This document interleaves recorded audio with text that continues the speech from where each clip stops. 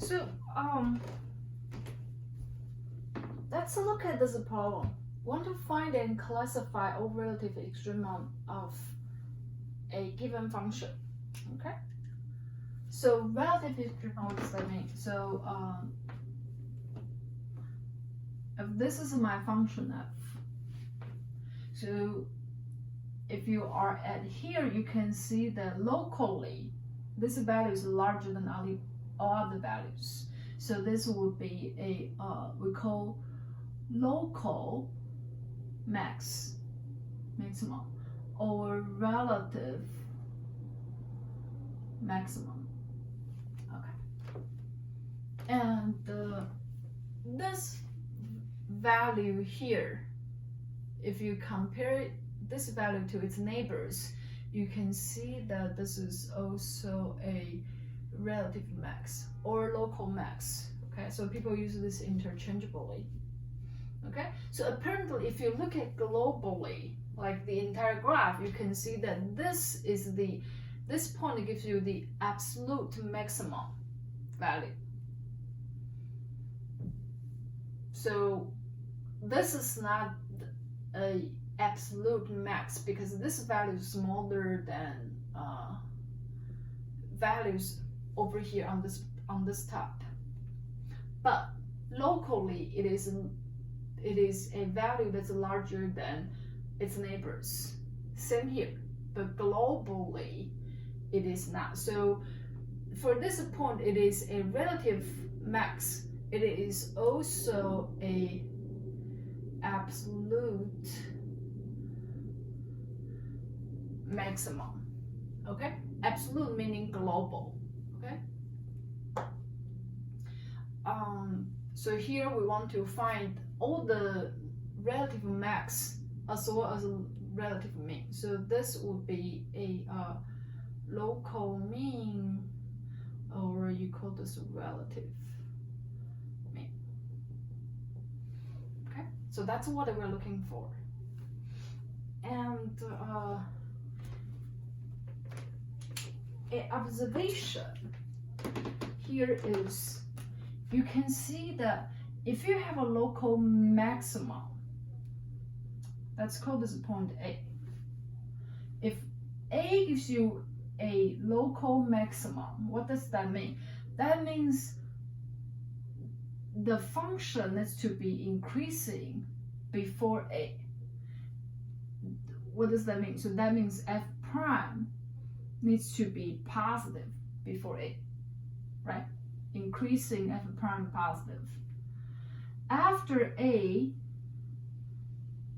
f prime needs to be negative. If this happens, then you can confidently say A gives you a local maximum, or f of A is a local max. Okay. Similarly, if I call this point B, if f of B is a local mean, what should happen? What should happen is the function value should be decreasing because its neighbors needs to be larger than f of B, right? So here you want f prime being negative on the left hand side of B, and you want f prime to be positive after B. Why? Because positive f prime means positive slope, means functions increasing. Okay, so A is here, so you want f prime positive, f prime negative. Okay, B is here, you want f prime negative, and you want f prime positive. So I will go like this: function decrease, function increase. So B would be on the bottom of the valley, that gives you local mean. Function increase, function decrease, A is a local, f of A is a local max. Okay, and similarly here, right? Okay, so this idea here is the so-called first derivative test.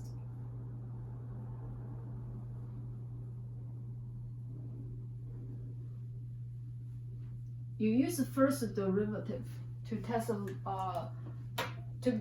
the local min and max. All right. So to find and classify, first of all, I'm gonna find all critical points. Why? Because they are candidates for local min and max. So to do so, I'm gonna find f prime of x and set f prime equal to 0. So let's go ahead and find f prime. So this is 4x cubed minus 8x. Set this guy equal to 0. Solve for x. So this gives us 4x times x squared minus 2.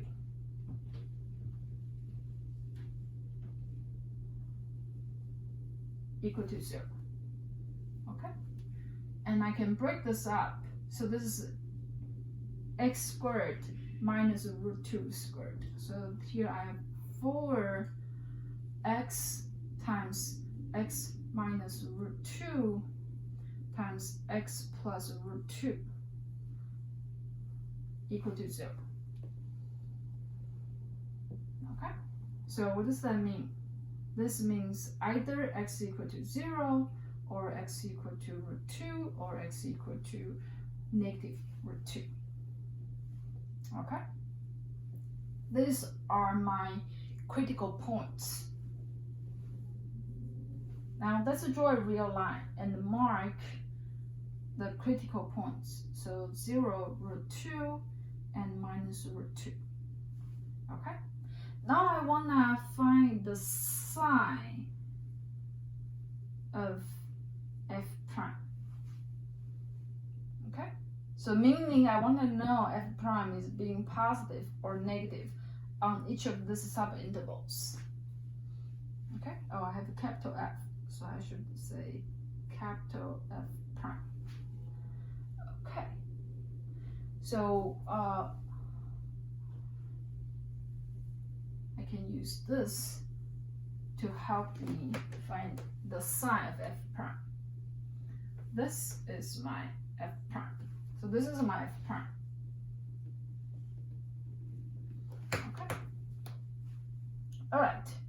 So let's say I have a value here. For example, 2. Okay. Then I have 4 times 2 minus root 2 times 2 plus root 2.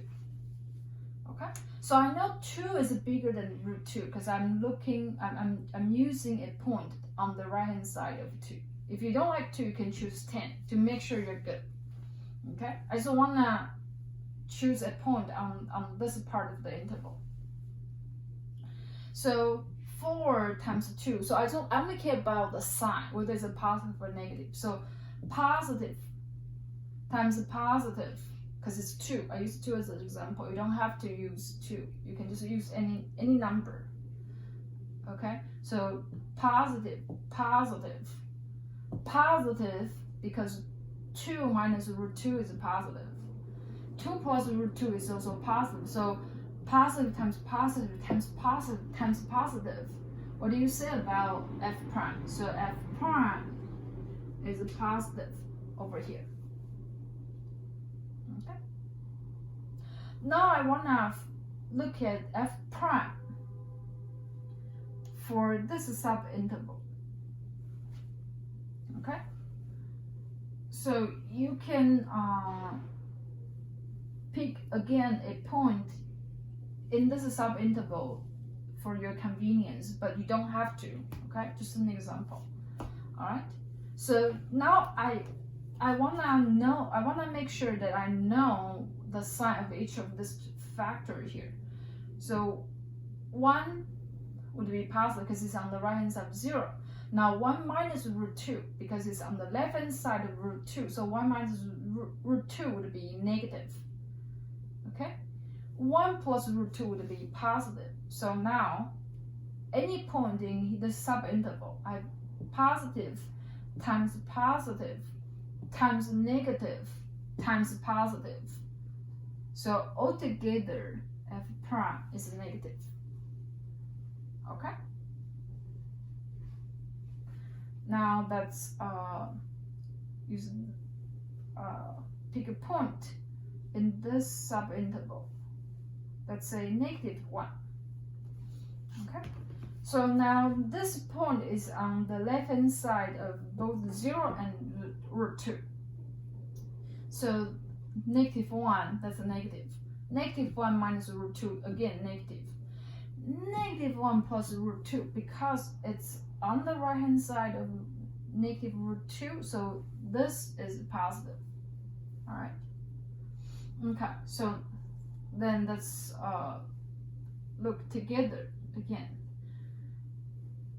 Positive, negative, negative, positive. So altogether, I get a positive number. Okay. Now, the last is the part that's on the left hand side of negative root 2. So you can do, let's say, minus 2 as an example. Then I would have negative, negative, negative. 3 negatives multiplied together, f prime is negative. Okay? And you can say, what about, this is 3 points. What's the sign for f prime? Well, remember, you get this from solving, you get these numbers from solving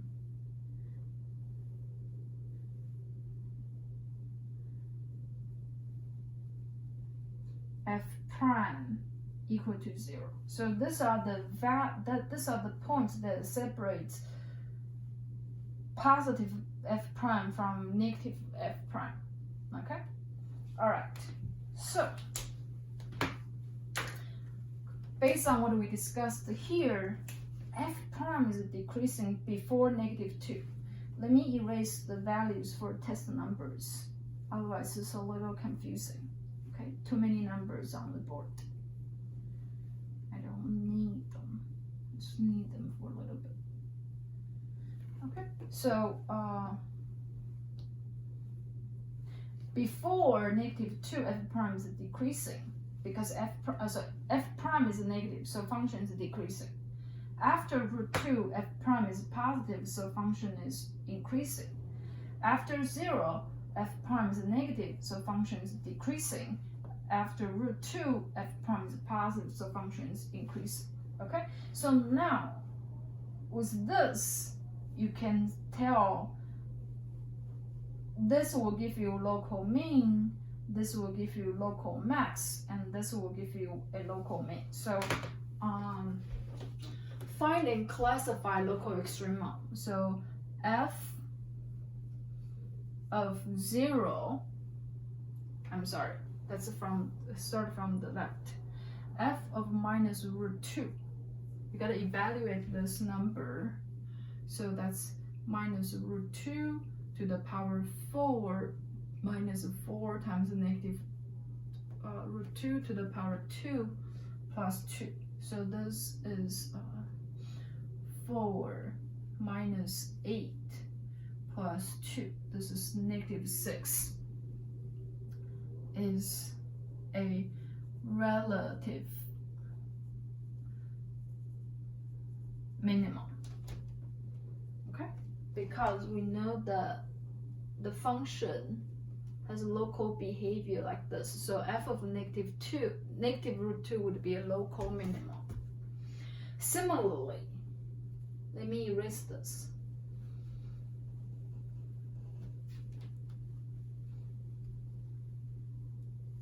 Similarly, f of 0, now I evaluate this. 0 minus 0 plus 2 is a relative max. Why? Because you can see it goes like this. So f of 0 will be on top of a little hill. All right, and f of root 2 is equal to, I again plug root 2 into this function. So this is equal to negative 6 is a relative mean.